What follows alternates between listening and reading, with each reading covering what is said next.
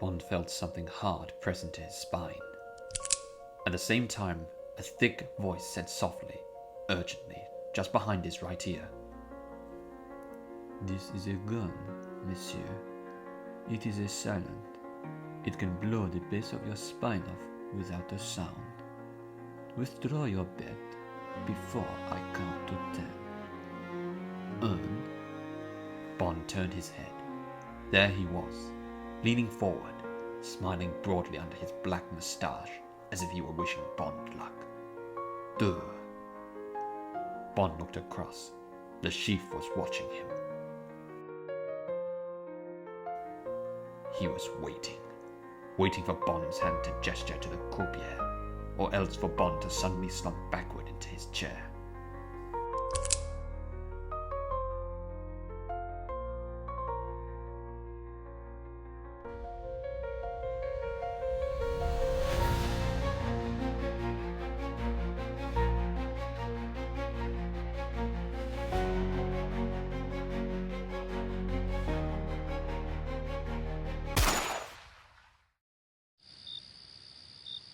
He awoke in the evening completely refreshed.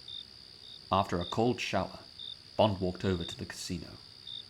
Since the night before he had lost the mood of the tables. He needed to re-establish the focus which is half mathematical and half intuitive, and which, with a slow pulse and a sanguine temperament, he knew to be the essential equipment of any gambler who was set on winning. Bond had always been a gambler. He loved the dry riffle of the cards and the constant unemphatic drama of the quiet figures round the green tables. He liked the solid, studied comfort of card rooms and casinos, the well-padded arms of the chairs, the glass of champagne or whiskey at the elbow, the quiet, unhurried attention of good servants. He was amused by the impartiality of the roulette ball and of the playing cards, and their eternal bias. He liked being an actor and a spectator, and from his chair to take part in other men's dramas and decisions, until it came to his own turn to say that vital yes or no, generally on a 50-50 chance. Above all, he liked it that everything was one's own fault. There was only oneself to praise or blame. Luck was a servant and not a master.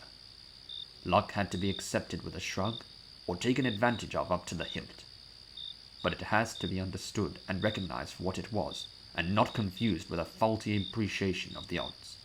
For, at gambling, the deadly sin is to mistake bad play for bad luck.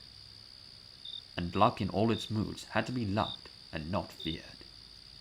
Bond saw luck as a woman, to be softly wooed or brutally ravaged, never pandered to or pursued. But he was honest enough to admit that he had never yet been made to suffer by cards or by women. One day, and he accepted the fact, he would be brought to his knees by love or by luck. When that happened, he knew that he too would be branded with the deadly question mark he recognized so often in others. The promise to pay before you have lost. The acceptance of fallibility.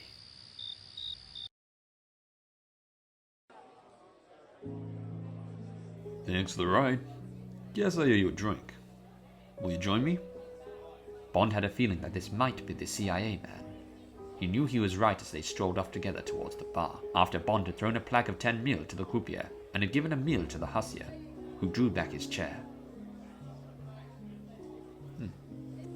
My name's Felix Leader, said the American. Glad to meet you. Mine's Bond. James Bond. Oh, yes, said his companion. Now let's see. What shall we have to celebrate? Bond insisted on ordering later's Haig and Haig on the rocks, and then he looked carefully at the barman. A dry martini, he said. One, in a deep champagne goblet. Oui, monsieur. Just a moment. 3 measures of Gordon's, 1 of vodka, half a measure of quina lillet. Shake it very well until it's ice cold, then add a large thin slice of lemon peel. Got it? Certainly, monsieur. The barman seemed pleased with the idea. Gosh, that's certainly a drink, said Lita. Bond laughed. When I'm concentrating. he explained. I never have more than one drink before dinner, but I do like that one to be large and very strong and very cold, and very well made. I hate small portions of anything, particularly when they taste bad. This drink's my own invention. I'm going to patent it when I can think of a good name. He watched carefully as the deep glass became frosted with a pale gold drink, slightly aerated by the bruising of the shaker. He reached for it and took a long sip. Excellent, he said to the barman. But if you can get a vodka made with grain instead of potatoes, you will find it's still better. Mais c'est le couleur, pas de marché, he added in an aside to the barman. The barman grinned. That's a vulgar way of saying we won't split hairs, explained Bond, but later was still interested in Bond's drink. You certainly think things out, he said with an amusement as they carried their glasses to a corner of the room. He lowered his voice. You'd better call it the Molotov cocktail, after the one you tasted this afternoon.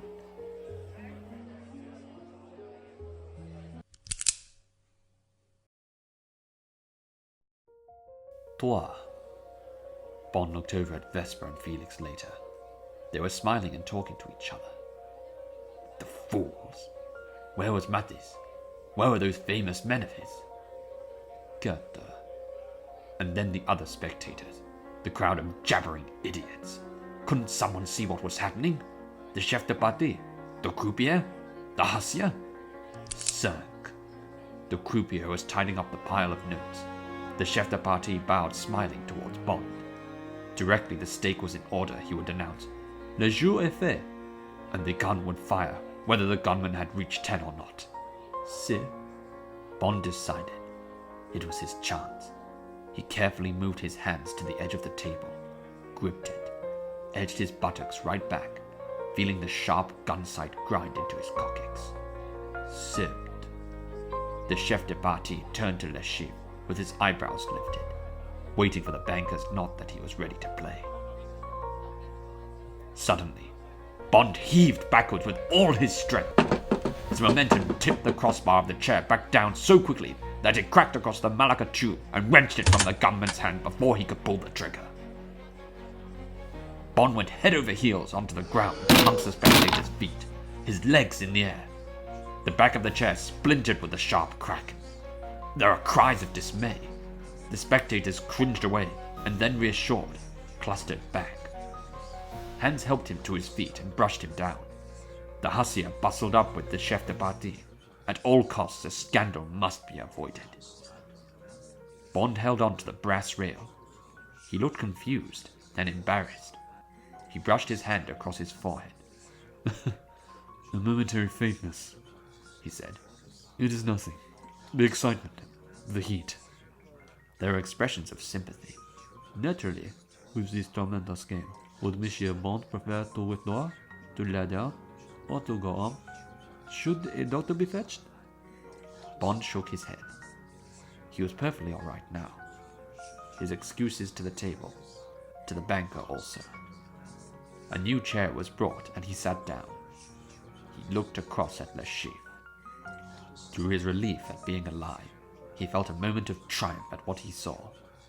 Some fear in the fat, pale face.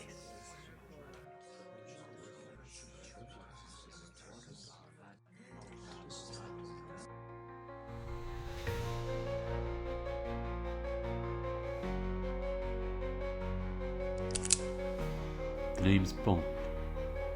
James Bond.